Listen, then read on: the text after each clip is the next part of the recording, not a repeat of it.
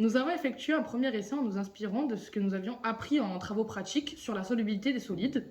La solubilité de phosphate de monoammonium est de 368 grammes par litre à 20 degrés. Cela signifie que l'on peut dissoudre au maximum 368 grammes dans 1 litre d'eau distillée. Pour ne pas gaspiller trop de solide, nous avons donc choisi de dissoudre dans un bécher 36,8 grammes de solide dans 100 millilitres d'eau.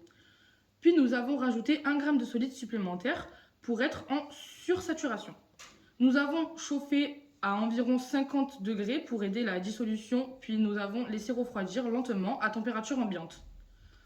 Pour aider la cristallisation à démarrer, nous avons utilisé des fils chenilles décoratifs enroulés en spirale suspendus dans la solution. Nous avons été très agréablement surpris par le premier résultat. La cristallisation s'est faite sur le fil chenille et sur les parois du bécher en formant un magnifique drapé de paillettes brillantes. Pour poursuivre nos essais, nous avons procédé à un brainstorming, à la fois pour la partie artistique, mais également pour la partie scientifique, en proposant plusieurs paramètres qui pourraient être modifiés afin d'obtenir de meilleurs résultats encore.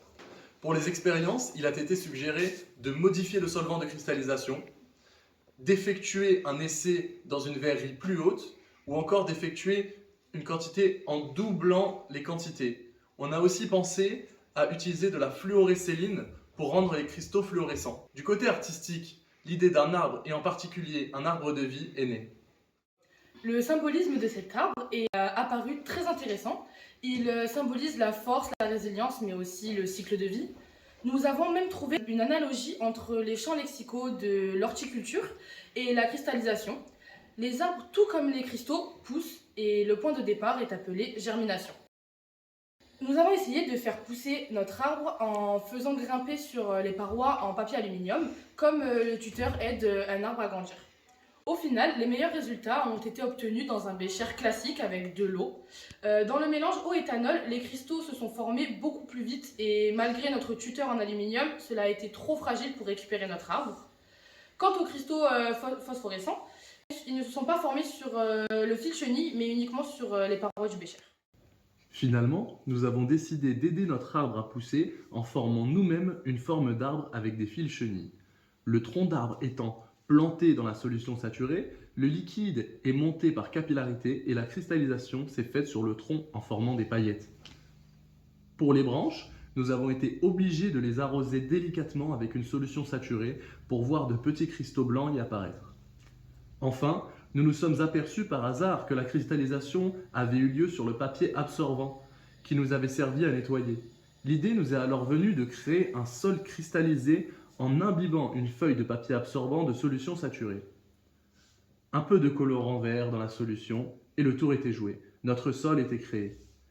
Il ne manquait plus que de la lumière à notre arbre de cristal pour pousser. Les parois du bécher que nous avions utilisé pour faire la cristallisation étaient tapissées de cristaux scintillants, éclairés par une lampe. Ces cristaux diffusaient la lumière et symbolisaient l'énergie lumineuse nécessaire à tous les arbres pour pousser. Pourquoi cet arbre est-il fait de marbre? Un être plein de mystères, une signification exemplaire. Un synonyme le définit, l'arbre de vie. Comment pousse-t-il?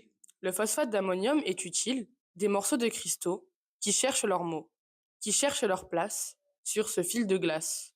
Comme les lycéens, dans le monde des humains, malgré les épreuves traversées, ils arrivent à se transformer et à s'améliorer. Pour s'adapter, dans cet arbre coule de la sève qui s'enroule, qui descend tout le long de ce joli tronc qui s'évapore avec la chaleur d'un corps. Cet arbre de vie nous emplit d'alchimie. Il nous illumine et nous ranime. Il nous remplit de vie et d'énergie.